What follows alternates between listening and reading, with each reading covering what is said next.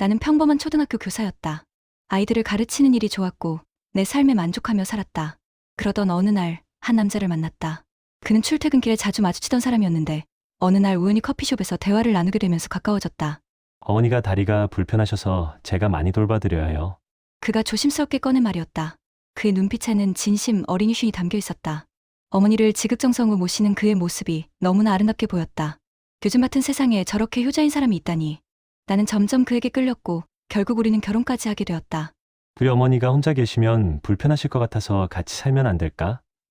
남편 준호의 제안에 나는 흔쾌히 동의했다. 시어머니를 모시고 사는 것쯤은 당연한 일이라고 생각했다.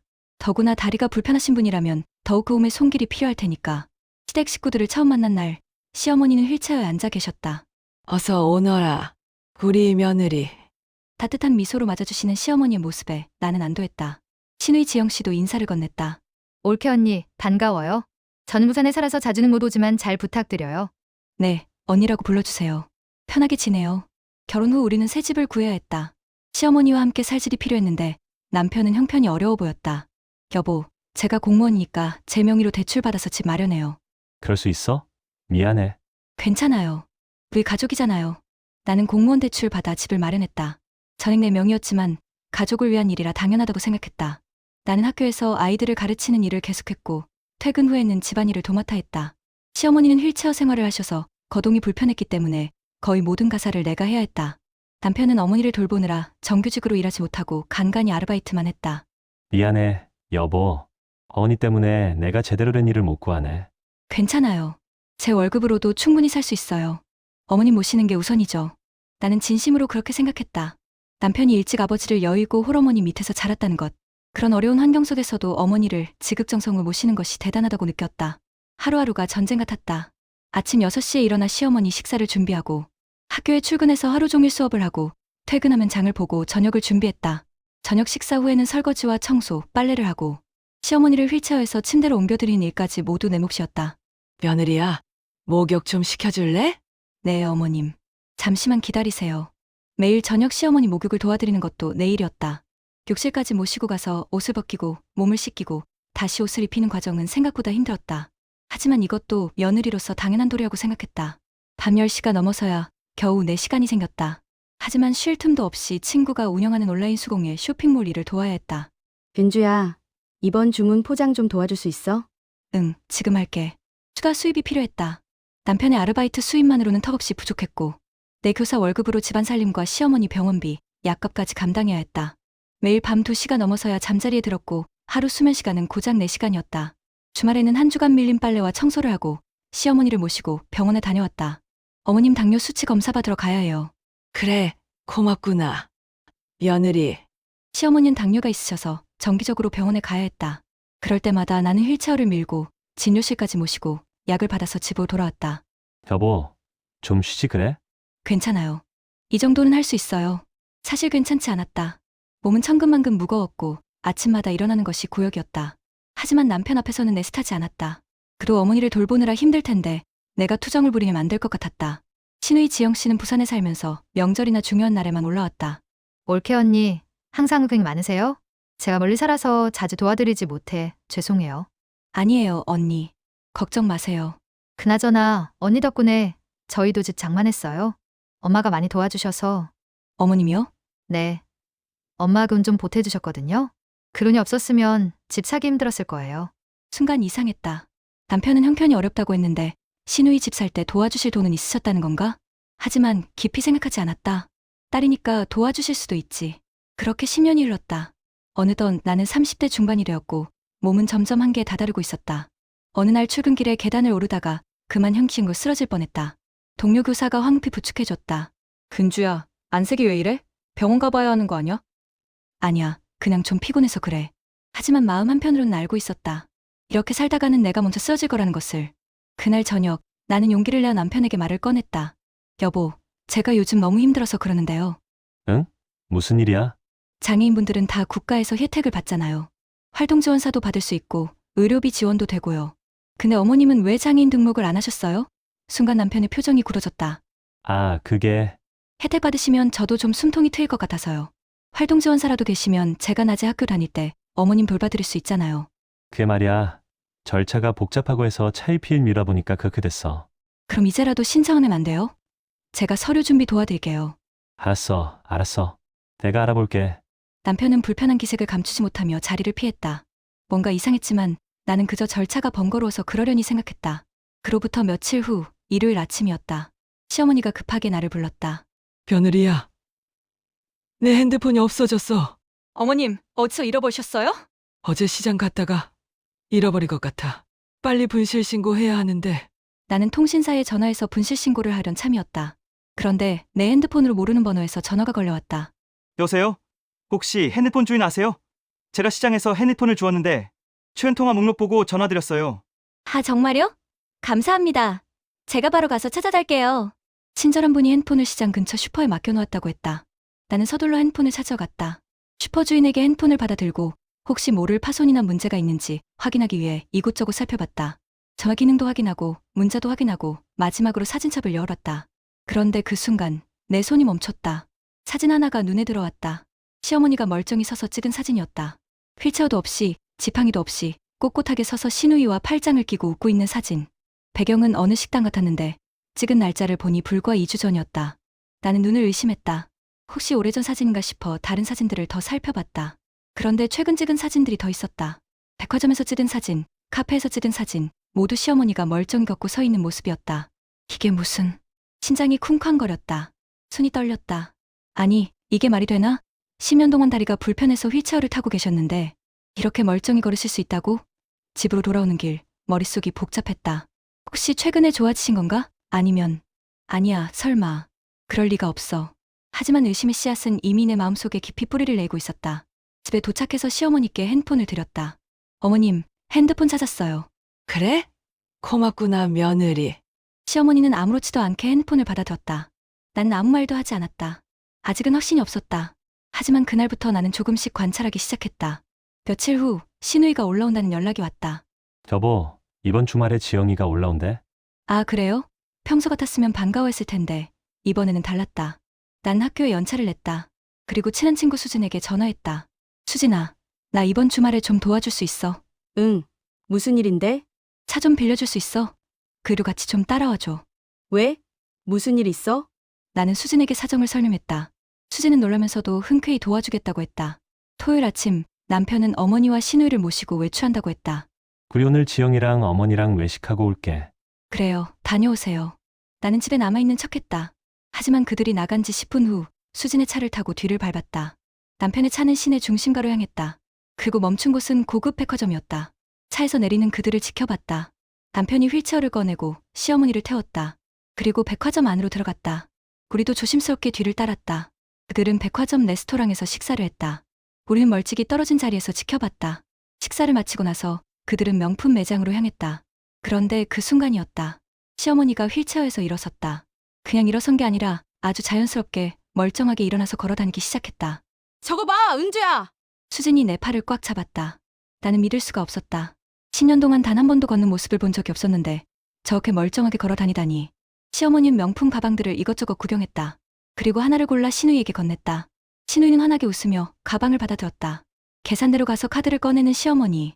가격표를 보니 300만 원이 넘는 가방이었다. 저게 말이 돼? 우리 집은 생활비도 빠듯하다고 돌봄 도우미도 못 쓴다고 해놓고.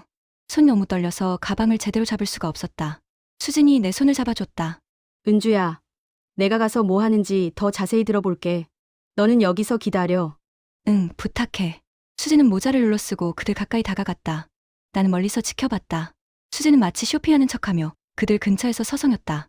한참 후 수진이 돌아왔다. 그녀의 얼굴은 창백했다. 은주야, 이거 들어봐. 수진은 핸폰을 꺼내 녹음 파일을 재생했다. 신우의 목소리가 들렸다. 엄마, 마스크 벗지 마. 들키면 안 되니까. 옳게 하는 사람 있을 수도 있잖아. 알아. 걱정 마. 그나저나 옳게 진짜 순하지 않아? 아직도 모르고 있어? 시어머니 웃음소리가 들렸다. 섬뜩한 웃음이었다. 그럼 들키면 큰일 나지. 애가 얼마나 쓸모 있는데 집안일은 다 알아서 하지. 살림하는데 돈도 안 들지. 준호도 일 안 다녀도 되고. 맞아. 교사 월급이 얼마나 좋아. 게다가 나중에 교직연금도 나올 텐데. 그러니까 우리만 조심하면 계속 이렇게 편하게 살 수 있어. 내가 왜 들켜서 고생을 해? 비쳤니? 엄마, 진짜 천재야. 처음에 이 계획 말했을 때 믿을 수가 없었는데 준호가 결혼하겠다고 했을 때부터 계획한 거야. 어차피 교사면 돈 잘 벌잖아. 그냥 이용하면 되지. 녹음은 거기서 끝났다. 나는 그 자리에 그대로 주저앉아 버렸다. 수진이 나를 부축했다. 근주야, 괜찮아? 괜찮을 리가 없었다. 눈물이 멈추지 않았다. 10년. 10년 동안 나는 뭘 한 거지? 하루 4시간씩 자면서 몸이 부서져라 일하면서 매일 밤 포장 일까지 하면서 그 모든 게 그들의 계획이었다고 남편도 알고 있었다. 처음부터 다 알고 나를 속인 거였다. 효자인 줄 알았던 남편, 불쌍한 시어머니, 다 거짓말이었다. 수진아, 응? 다 집에 가야겠어. 집으로 돌아와서도 눈물이 멈추지 않았다. 화가 났다. 배신감에 미칠 것 같았다. 하지만 동시에 머릿속은 차갑게 식어갔다. 이제 어떻게 해야 할까? 그날 저녁 그들이 돌아왔다. 다녀왔어, 여보. 네, 어머니 많이 즐거우셨어요? 그럼 지영이랑 오랜만에 외식하고 좋았어. 아무렇지도 않게 거짓말을 하는 그들을 보며 나는 속으로 다짐했다. 절대 용서하지 않겠다고.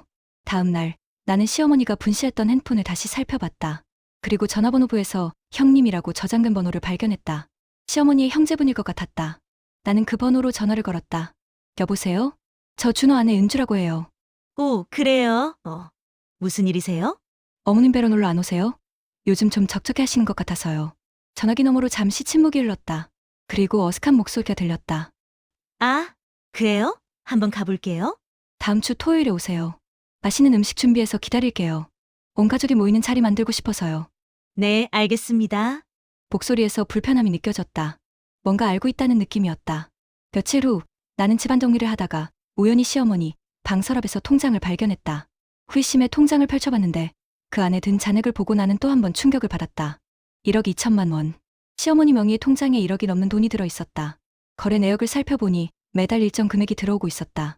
귀족연금이라고 적혀 있었다. 귀족연금. 나는 더 자세히 살펴봤다. 남편의 아버지가 돌아가신 후 나온 연금이었다. 매달 200만 원씩 꼬박꼬박 들어오고 있었다. 10년이면 2억 4천만 원. 그럼 혼자 고생하며 아들을 키웠다는 게 거짓말이야. 나는 더 찾아봤다. 서랍 깊숙한 곳에서 또 다른 통장이 나왔다. 월세 수익이 들어오는 통장이었다. 시어머니가 보유한 원룸에서 나온 월세였다. 매달 80만 원씩 들어오고 있었다. 이게 다 뭐야? 그리고 또 다른 서류를 발견했다. 신우이가 집을 살 때 시어머니가 5천만 원을 보태준 증서였다. 돈이 없다고?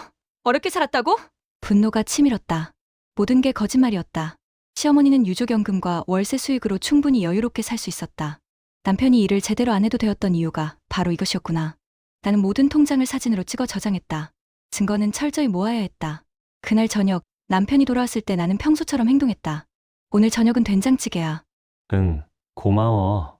남편은 아무것도 모르는 얼굴로 밥을 먹었다. 나는 그 모습을 보며 생각했다. 얼마나 더 나를 속일 생각이었을까? 끝까지 이용하다가 나를 버릴 생각이었을까? 토요일이 되었다. 난 아침부터 부산하게 음식을 준비했다. 며느리야, 오늘 뭐 하는 날이야? 음식을 이렇게 많이 준비하고. 손님들 오시잖아요. 어머니 형님도 오시고 동네 분들도 몇 분 초대했어요. 뭐? 동네 사람들? 시어머니 얼굴이 굳었다. 네, 어머니 맛있는 거 드시라고요. 그동안 집에만 계셨으니 사람들도 만나시고 좋잖아요. 아니, 갑자기 왜? 제가 감사 인사도 드리고 싶어서요. 동네 분들이 그동안 많이 도와주셨잖아요. 오전 11시쯤 시어머니의 형님 내외가 도착했다. 그리고 이웃집 아주머니들, 동네 반장님까지 하나둘 모여들었다. 신우이도 급하게 올라왔다. 올케 언니, 이게 무슨 일이에요? 손님 접대하는 거예요, 언니. 모두가 거실에 모였다. 나는 음식을 차려놓고 사람들에게 권했다. 많이 드세요. 분위기가 무르익을 때쯤 나는 자연스럽게 말을 꺼냈다. 다들 모인 김에 제가 궁금한 게 있어서 여쭤보려고요. 뭔데? 며느리? 동네 반장님이 물었다. 어머님이 다리가 불편하신 지 얼마나 되셨나요? 저는 10년 전에 시집 왔을 때부터 그러셨다고 들었는데 순간 실내가 조용해졌다.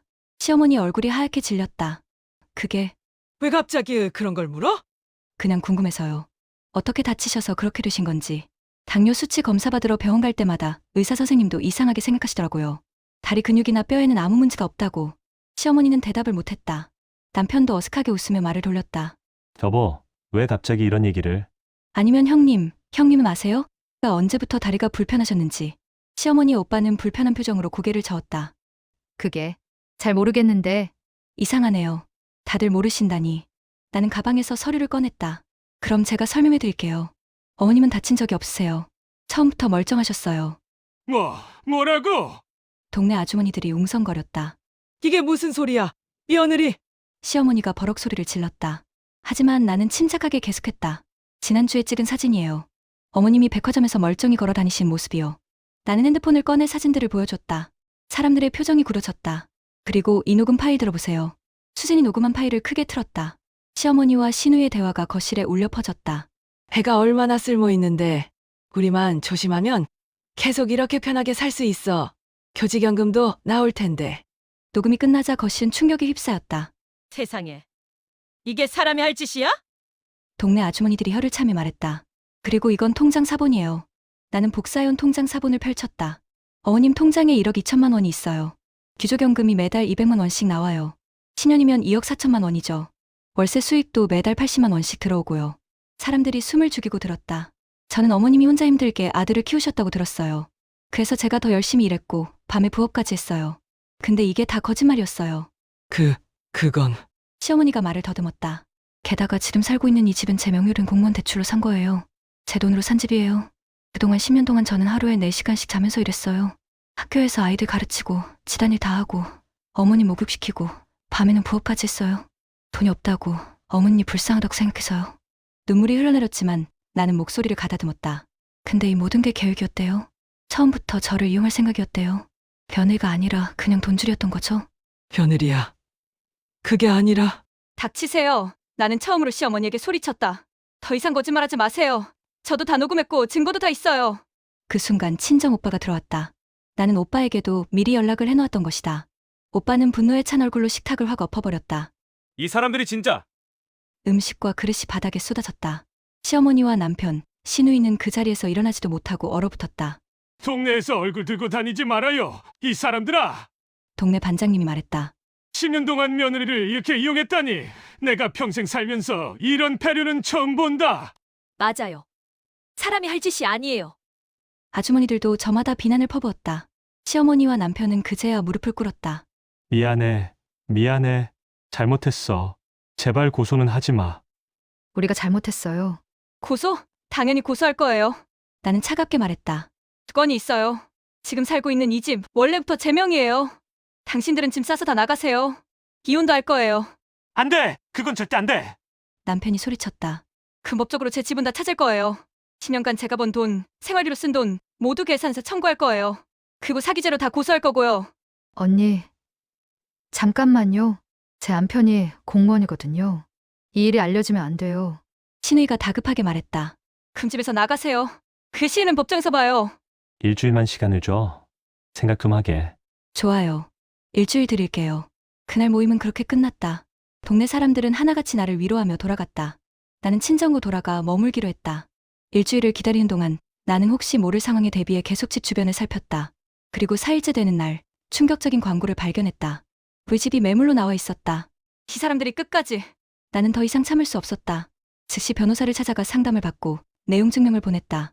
사기, 무단 매매 시도, 모든 죄목을 나열했다.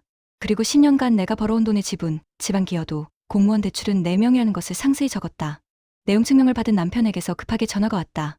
여보, 제발 진정해. 우리가 잘못했어. 기자 와서 그런 말 하지 마세요. 변호사 통해서 연락하세요. 집 너 명예 맞아. 우리가 다 나갈게. 고소만은 하지 마. 당연한 거 아니에요? 제 명의로 산 집인데. 결국 그들은 집에서 나가기로 했다. 서류에 도장을 찍는 날 시어머니는 눈물을 흘리며 애원했다. 며느리야. 제발 조금이라도 우리한테 나눠줄 수 없겠니? 안 돼요. 한 푼도 드릴 수 없어요. 그럼 우리는 어떻게 살아? 기초연금 있잖아요.